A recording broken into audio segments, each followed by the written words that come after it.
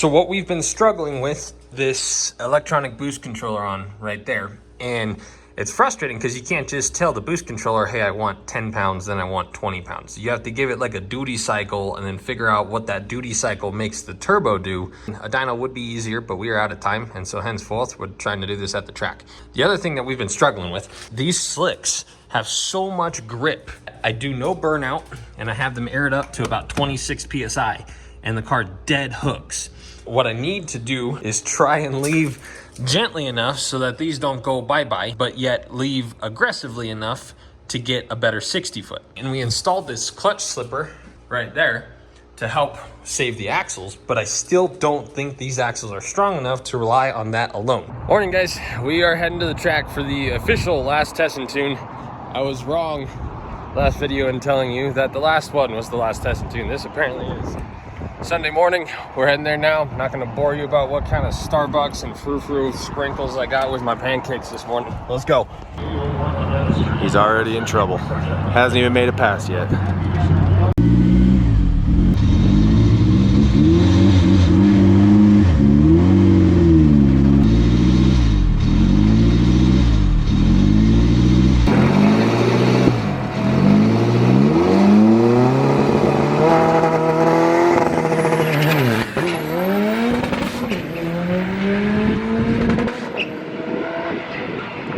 Who's got?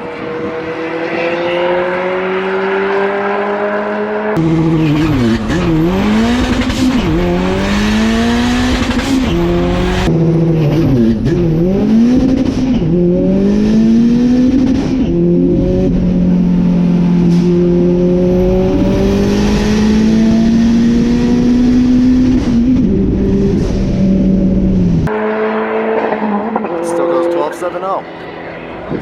12.7 at 109, still cut. So we'll go back, change some more stuff, see what happens. So we just got Honda to work and we put the boost cut at 27 and changed a couple other things, and it's currently hail slushing. It dropped like probably 15 degrees in like 10 minutes, and it was like a tornado here for a sec, and then it just started hailing, and the wind's blowing this way and the hail's blowing that way. It's very counterintuitive. It smells delicious though, very fresh. Okay, the hail went away, so we're gonna give it a shot again. Going so bad. Oh, that's awesome. All right, buddy.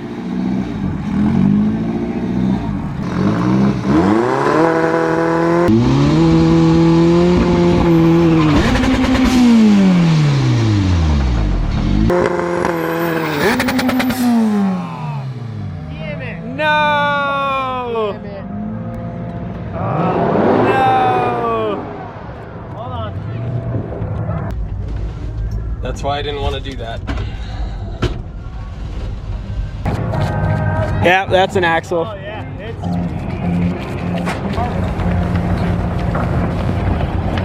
Lucas has got it. Should we give him his present back? Yeah, for sure. He's gonna be mad. Yeah. Dude, she was moving. That's why I didn't want to do that. I know, it was moving.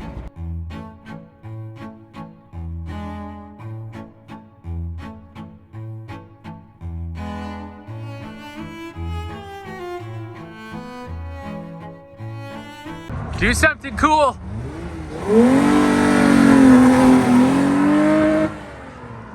And that's a Toyota 3.0 V6 in the back of an MR2. I just drove it, it's pretty cool.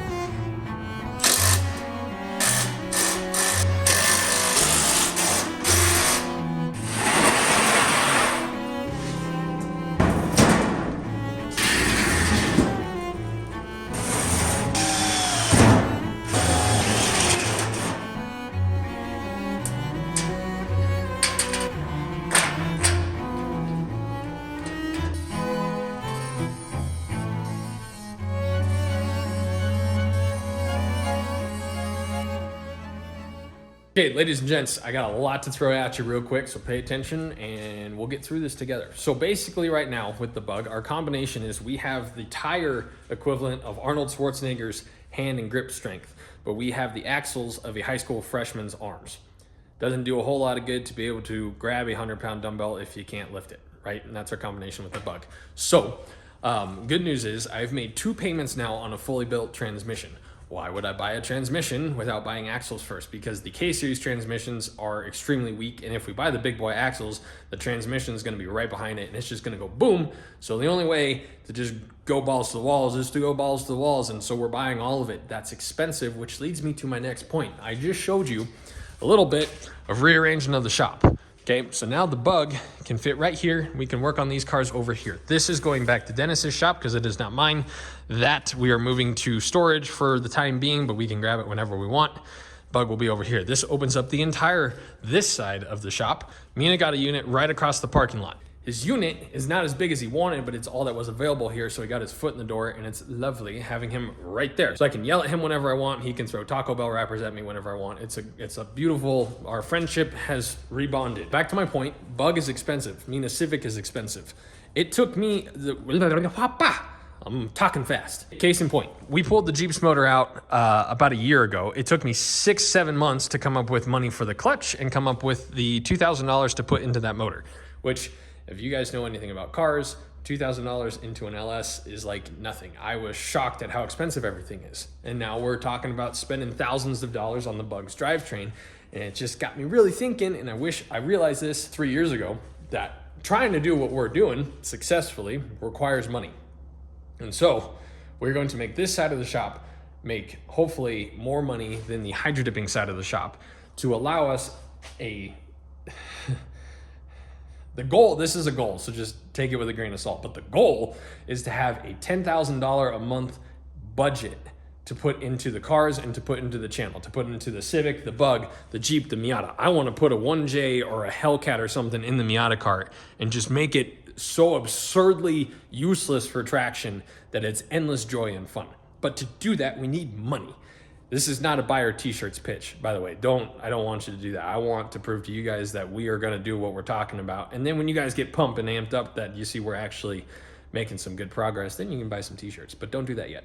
That's a small summary of what we're going to be doing this winter is doubling down, working really hard, coming up with a couple extra forms of revenue that does not include selling our bodies to fund the vehicles. The last token I want to leave you, 2 last tokens. 1,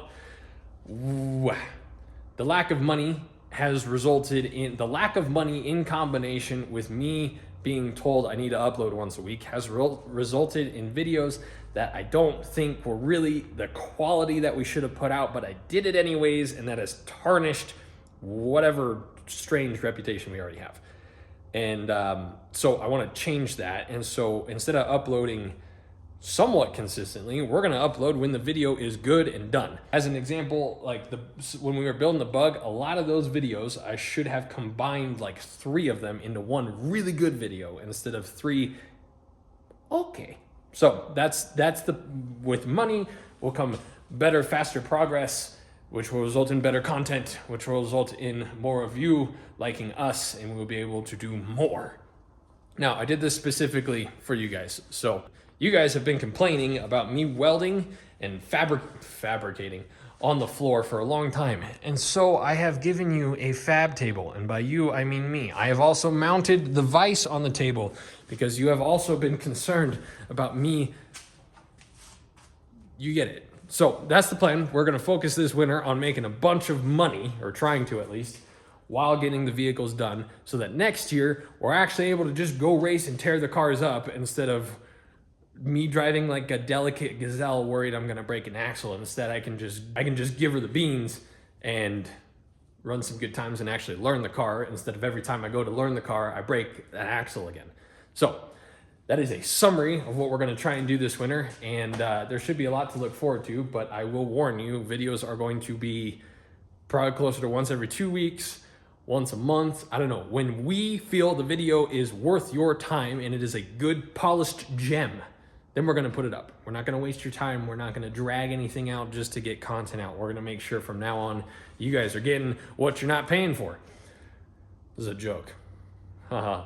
That is all for now. Thank you for watching. We'll see you later.